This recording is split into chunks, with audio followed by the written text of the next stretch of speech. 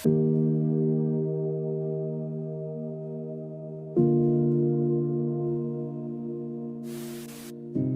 shalom bakundwa, ndabaramukije mu izina ry'umwami wacu Yesu Kristo. Ni mene data Nsengiyumva Herve agarutse muri cya kiganiro cyacu ciza dukunda ijambo. Turashima Imana ko dusubiye kuronka kano kanya ko kuganira ijambo ry'Imana. Ntituzohengeshanya, tuzokwama twiga gushika umwami wacu Yesu Kristo agarutse. Ntimurambigwe, ntimudendebukigwe, dushishikare umwami Yesu nawe ashishikare kubanamo natwe muri uru rugendo kugira ngo dushishikare kuryoherwa. Murazi neza yuko umutima wa kino kiganiro ari ijambo riri mu Baroma igice c'10 umurongo 17.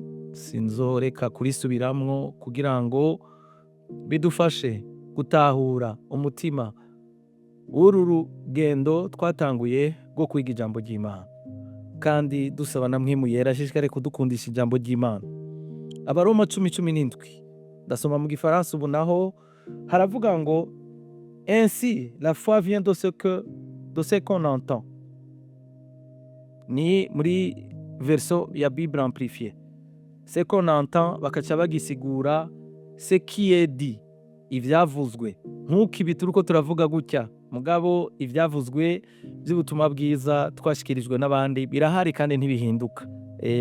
Ntaco dufise twebwe twongera ko turabisubiramwo, hanyuma uko Mpwemu Yera duhaye kubisigura akaba ari wasobanurira mwebwe mutwumviriza kugira ngo twese hamwe dushishikare gutahura no kumenya.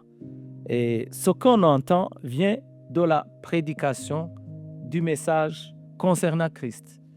Mu Kirundi ngo hanyuma ukwizera kuzanwa n'ivyo twumva.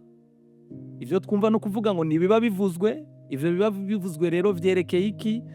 Ngo vyerekeye ubutumwa bwiza. Ubutumwa bwiza bwa Yesu Kristo. Nico gituma muri Bibiliya y'ikirundi coroshe, version y'ikirundi coroshe abatayifise mu matelefone murashobora kuyiteresharja, iboneka mu matelefone ntayiriho mu mpapuro canke mu ma Android, wanashaka no mu ma App Store, mu ma iPhone, nuva telefone yose ufise ushobora kuyironka. Nabonye umenga ni Bibiliya bagerageje kureviza, barasubiramwo amajambo y'ikirundi yoroshe gutahura. Twagiye rero mu kiganiro giheruka muribuka ko twagarukirije insiguro y'ijambo alliance canke isezerano. Reka turisubiremwo tubanze turabe kwanza muri rusangi alliance ni iki mu Kirundi. Numvise umenga mu Kirundi tworisigura gutya. Mu Kirundi no kuvuga ngo ni isezerano abantu bagiye hamwe, no kuvuga ngo les deux parties, ibice bibiri by'abantu bagiye hamwe bagasezerana bafise ivyo bafunditse. Ivyo bafunditse rero no kuvuga ngo haba harimo ibice bibiri, ivy'uruhande rwose rwiyemeje.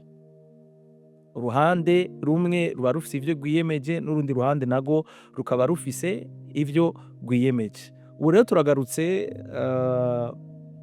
mu bituraba, mu bitwerekeye twebwe nk'abana b'Imana. Kujya twavuze, twagerageje kubivuga, alliance canke isezerano iri hagati y'Imana n'ubwoko bwayo ngo ni pacte canke engagement canke contrat mu Gifaransa, mugabo biguma vyitwa amasezerano ari hagati y'imice ibiri y'abantu. Rero twebwe aya masezerano abiri tuzokwiga, isezerano rishasha n'isezerano rya kera, no kuvuga ngo ibice bibiri bihari canke iyo mice ibiri n'uruhande rw'Imana n'uruhande rw'abantu. Naho rero turagomba kuraba, ntidushobora kuvuga isezerano rya kera, ntidushobora kuvuga isezerano Imana yagiraniye n'abantu bayo mu isezerano rya kera tudahereye ku nkomoko ku mugabo yitwa Aburahamu.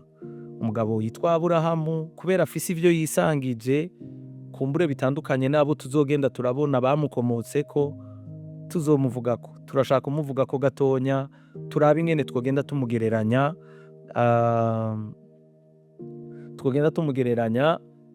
na twebwe abakristo ba kino gihe, kuko iyo two turasoma mu ijambo ry'Imana tubona Aburahamu yitwa ngo ni sekuruza w'amahanga. mu kwizera. Ni sogokuruza w'abizera.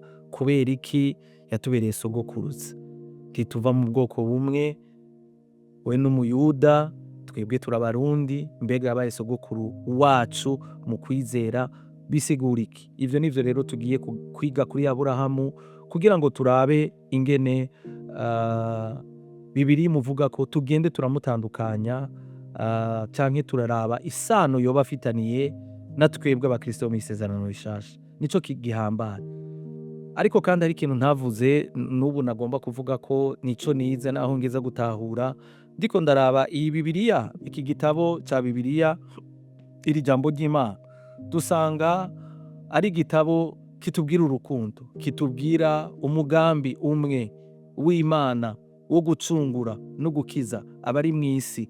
Hanyuma tukakibonamwo kivuga umugabo umwe yitwa Kristo Yesu. Rero muri urugendo rwo kumenya itandukaniro riri hagati y'isezerano rya kera na rishasha, tuzogenda turaraba mbega mu vyanditswe vyo mw'isezerano rya kera Kristo turamubona, kuko iyo tubisoma tudashoboye kumubonamo Kristo biratugora. Kumbure bamwe hari igihe usanga twaguye mu mutego wo kugira gute, wo kwibaza ko ari inkuru zisanzwe zabayeho. Ego dusoma muri Bibiliya Imana ukuntu igira neza n'ingene yagira abana n'abantu bayo mw'isezerano rya kera, ariko ni vyiza ubwo buryo Imana yabanye n'abantu tubibonamo Kristo Yesu. Rero nico gituma tuzogenda turaraba mbega ibi na biriya vyo mw'isezerano rya kera ntaho tubibona umenga birafitaniye isano no mw'isezerano rishasha, kugira ngo turonderemo intumbero dufise y'iki cigwa ni imwe. Mbega Kristo turashobora kumukura muri ayo masezerano yose abiri, muri iryo sezerano rya kera tukamubona mw'isezerano rishasha? Turazi yuko ari isezerano rivuga ugufa no kuzuka k'umwami wacu Yesu Kristo. Ivyo nibaza ko twese tubizi, siko none? Ariko turabona mw'isezerano rya kera naho ni Kristo avugwa, muga akavugwa mu buryo bw'ikigereranyo. Turakeneye rero ko tumubona kugira ngo tubone uburyo Imana yakunze abari mw'isi, ingene yakunze abari mw'isi, kandi yamanye umugambi mwiza w'urukundo, yamye idukunda, yamye yiyumvira kutugirira neza, naho twebwe abantu twamye tuyigora. Kumbura ivyo bizoza mu bindi vyigwa bindi, tuzogenda turaraba ingene umuntu nawe yagoye Imana, ariko ivyo bizoba mu bindi vyigwa. Iki cigwa gusa turagomba kuraba mbega Kristo twomutora mw'isezerano rya kera. Ego cane, ndavyemeza. Reka rero tuganire ku mugabo yitwa Aburahamu.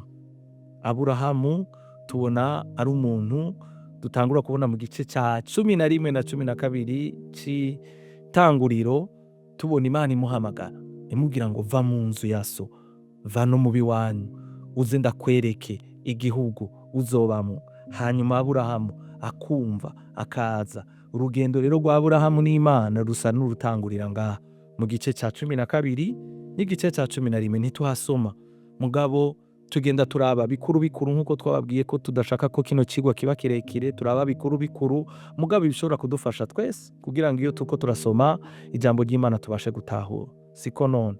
Imana kandi ndazi yuko ufise inzara n'inyota n'ishaka n'umwete azoronka vyinshi, kandi azokwiga mu vyinshi bizomufasha gukomera mu kwizera. Abatarakira umwami Yesu Kristo nabo mutwumviriza, ndazi yuko uru rugendo tuzoja kururangiza tugeze ahantu heza, namwe mwarafashe ingingo yo kwizera umwami Yesu Kristo.